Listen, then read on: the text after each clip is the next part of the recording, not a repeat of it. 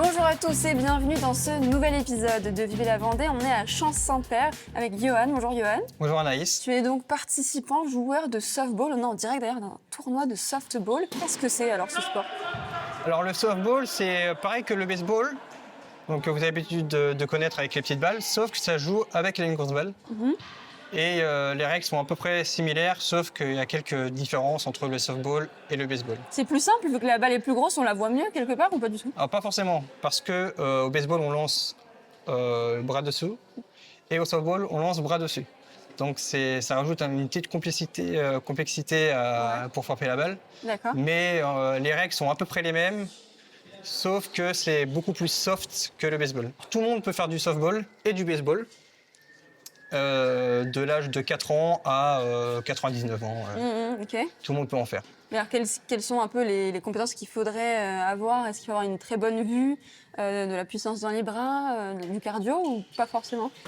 Pas forcément. Ah ouais, c'est Juste- pas un sport en fait. Si, c'est un sport, bien sûr, il faut avoir une bonne vue, il faut avoir un bon cardio.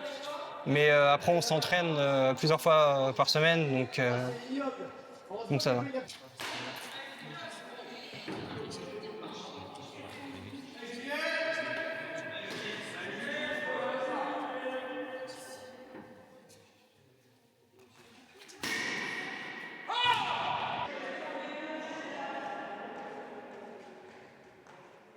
C'est un sport qui vient des États-Unis. Enfin, c'est là où c'est essentiellement pratiqué à haut niveau. Le principe du jeu, c'est qu'il y a un lanceur qui va lancer la balle, un frappeur en face qui essaye de la frapper. Quand il arrive, il y a 4 bases qui sont mises en carré sur le terrain et le but, c'est de faire le tour pour marquer un point. La différence avec le baseball alors, moi qui n'y connais rien. Alors, ce qui change essentiellement entre le baseball et le softball, c'est la taille du terrain. En softball, le terrain est plus petit, ce qui fait qu'il y a un jeu qui est plus rapide. Les balles sont plus grosses. Et ce qui change vraiment le plus, c'est la façon de lancer. Au baseball, on lance essentiellement par-dessus, alors qu'au softball, on doit lancer obligatoirement par en dessous. Sur cette année, on a quand même au niveau des seniors un effectif qui a augmenté. On a des jeunes qu'on avait depuis quelques années qui nous ont rejoint un senior aussi. Là, cette année, on est un peu faible sur la section des jeunes parce qu'on n'a pas eu de forum des sports parce qu'il y a eu tous les 2 ans. Donc on espère sur l'année prochaine pouvoir recruter beaucoup plus de personnes. Alors, est-ce que tu peux nous dire un peu qu'est-ce qui te plaît dans ce sport? Comment tu as entendu son existence? Ah oui. Moi, j'avais fait du baseball au lycée, ça m'avait énormément plu. Et je me suis renseignée de savoir s'il y avait un club dans ma ville de baseball. J'ai tout de suite adoré parce que c'est un jeu mixte. Et ça me plaît de pouvoir jouer avec tout type de personnes parce qu'on est vraiment avec des gens jeunes, vieux, avec des capacités physiques différentes. Et je trouve ça très, très intéressant. On essaie de trouver les qualités de chaque personne et de faire avec un collectif et je trouve ça très intéressant. Donc ça, c'est les points forts. Les points Oui. faibles, s'il y en a, c'est quoi de ce sport? Les points Il y en a faibles, j'en trouve pas, non? C'est vrai. Donc c'est vraiment un coup de cœur au niveau du Ah ouais, sport alors. ouais, franchement, ouais. Et pourquoi le baseball t'intéressait très jeune? Parce que c'est quand même un sport un peu décalé par rapport en France, en tout cas aux Oui. États-Unis, non mais... Justement, moi j'aime pas du tout j'aime pas le foot. Et puis au final, quand on fait le tour des sports connus, à chaque fois on est tout de suite dans quelque chose de très compétition, ou alors, on est tout de suite dans des cases, alors que là, c'est quand même beaucoup plus cool. Il y a un côté amical qui est très sympa. Il n'y a pas de difficulté particulière, un peu de l'adresse, ou enfin, je sais pas, moi je suis myope, je suis pas sûre de réussir ce sport, quoi. Ouais, faut avoir voir la trajectoire de la balle, mais ça s'apprend en fait. Oui. Et moi je suis arrivée, j'ai quand même mis du temps à pouvoir relancer la balle. C'est quand même assez technique, ça vient pas du premier coup, mais on y arrive avec de l'entraînement. En fait, j'y consacre pratiquement ma vie. Je vais être honnête, j'y mets beaucoup de mon temps. Je fais passer ça avant ma famille, mes amis. Je sais que c'est assez particulier, mais je fais souvent ce genre de choses. Je fais des tournois quasiment partout en France maintenant. J'essaye vraiment. Je l'ai commencé en Bretagne, du côté de Guingamp, Saint-Brieuc.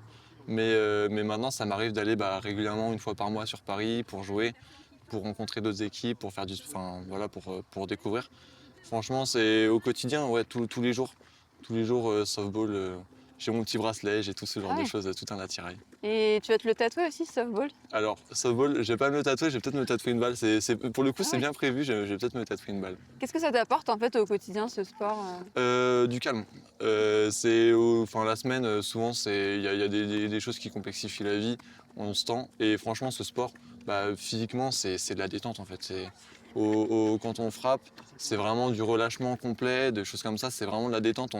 On met tout ce qu'on a accumulé dans la semaine dans nos mains et on vient tout relâcher et c'est incroyable.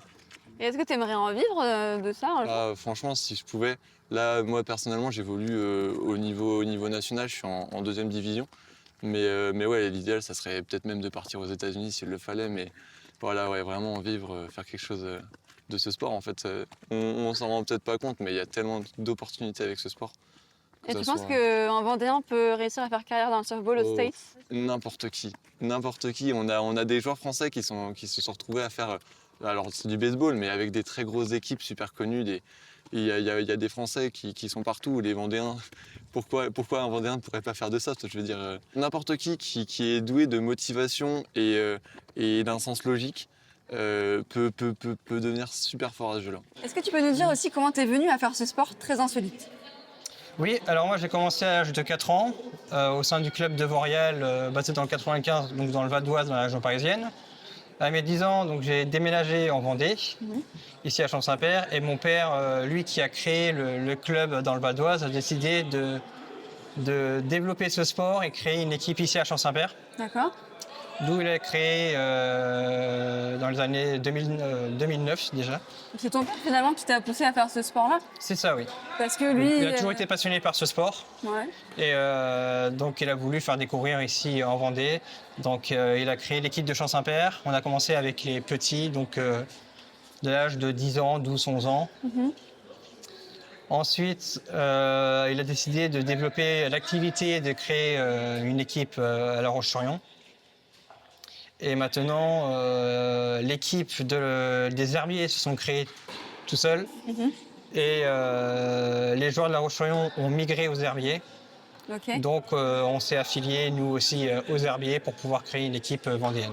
Merci pour nous avoir fourni toutes ces informations sur ce beau sport. Et merci à vous de nous avoir suivis. On se retrouve dès demain pour un nouvel épisode de Vivez la Vendée.